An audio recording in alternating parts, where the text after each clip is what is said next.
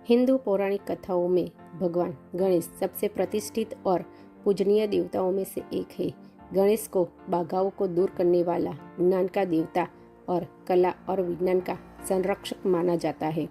उनके हाथी के सिर और मानव शरीर के साथ वह हिंदू पथ में एक विशिष्ट पहचान रखते हैं। उनके जन्म की कहानी, उनके कारनामों और हिंदू संस्कृति में उनके महत्व की कहानी एक अद्भुत कथा है जो भक्ति, ज्ञान और पौराणिक के तत्वों को जोड़ती है। गणेश के जन्म की कहानी हिंदू पौराणिकों में से सबसे लोकप्रिय और प्रसिद्ध कहानियों में से एक है। कथा के अनुसार गणेश को देवी पार्वती ने बनाया था, जो भगवान शिव की पत्नी है।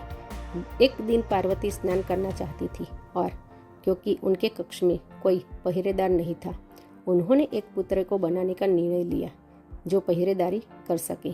उन्होंने अपने स्नान के लिए इस्तेमाल किए गए हल्दी के लेप से एक लड़के की आकृति बनाई और उसमें जीवन का संचार किया। यह लड़का गणेश था। पार्वती ने गणेश को दरवाजे की पहरेदारी करने का आदेश दिया और किसी को भी अंदर न आने देने को कहा। जब वह स्नान कर रही थी तो भगवान शिव घर लौटे और कक्ष में प्रवेश करने का प्रयास किया। गणेश, जो शिव को नहीं पहचानते थे, उन्होंने प्रवेश करने से मना कर दिया। शिव, जो आश्चर्यचकित और क्रोधित थे, लड़के से युद्ध किया। हालांकि गणेश ने वीरता दिखाई, शिव, जो कि ब्रह्मांड के संहारक माने जाते हैं, ने अंततः अपने त्रिशूल से गणेश का सिर काट दिया। जब पार्वती बाहर आई और जो हुआ उसे देखा तो वह बहुत दुखी और क्रोधित हो गई। उन्होंने शिव से अपने पुत्र को पुनर्जीवित करने की मांग की। अपनी गलती का एहसास करते हुए और पार्वती को शांत करने के लिए शिव ने अपने गणों को आदेश दिया कि वे पहले जीवित प्राणी का सिर खोजकर लाए जिसे वे देखे। गणों को हाथी का सिर मिला और वे उसके साथ सिर ले आए। शिव ने हाथी के सिर को गणेश के शरीर पर स्थापित किया और उसमें पुनः जीवन डाला। इस प्रकार गणेश का पुनर्जन्म हुआ और उनका सिर हाथी का हो गया। शिव ने गणेश को देवताओं में अग्रणी स्थान प्रदान किया, यह घोषणा करते हुए कि कोई भी समारोह हो, गणेश की पूजा के बिना पूरा नहीं होगा। गणेश की बुद्धिमत्ता को दर्शाने वाली अन्य प्रसिद्ध कहानी उनके और उनके भाई कार्तिकेय के बीच की दौड़ है। कथा के अनुसार दोनों भाई यह तर्क कर रहे थे कि उनमें से कौन श्रेष्ठ है। इस विवाद को सुलझाने के लिए उनके माता पिता शिव और पार्वती ने एक चुनौती दी। जो भी 3 बार दुनिया का चक्कर लगाकर पहले लौटेगा, उसे विजेता घोषित किया जाएगा। कार्तिकेय, जो युद्ध और विजय के देवता है, तुरंत अपने वाहन एक मोर पर सवार होकर पृथ्वी का चक्कर लगाने के लिए निकल पड़े। वह अपनी गति और शक्ति में विश्वास रखते थे। वही गणेश, जो शरीर रूप से तेज नहीं थे और एक चूहे पर सवार थे, इस चुनौती पर विचार किया। गणेश ने समझा कि बुद्धि अक्सर शक्ति पर विजय प्राप्त करती है और उन्होंने एक चतुर योजना बनाई। दुनिया का चक्कर लगाने के बजाय गणेश ने अपने माता पिता के चारों ओर 3 बार चक्कर लगाया।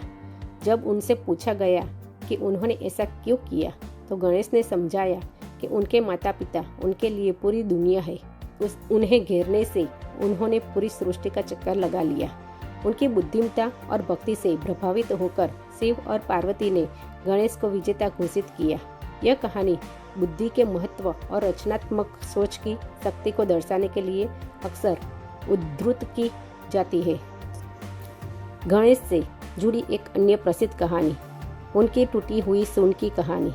उन्होंने अपनी सूंड कैसे खोई, इसके कई संस्करण हैं, लेकिन सबसे व्यापक रूप से बताया गया एक संस्करण महाभारत महाकाव्य और ऋषि व्यास से जुड़ा हुआ है। व्यास महाभारत का उच्चारण करना चाहते थे, जो दुनिया की सबसे लंबी महाकाव्य कविता है, लेकिन उन्हें कोई ऐसा व्यक्ति चाहिए था जो उतनी तेजी से लिख सके जितनी तेजी से वे बोल सकते थे। उन्होंने गणेश से मदद मांगी, यह जानते हुए कि गणेश न केवल बुद्धिमान है बल्कि लेखन में भी निपुण है।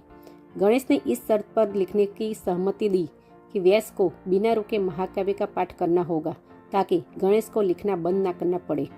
व्यास ने सहमति व्यक्त की, लेकिन उन्होंने भी एक शर्त रखी। उन्होंने गणेश से कहा कि वे केवल तभी कुछ लिखे जब वे उसके अर्थ को समझे।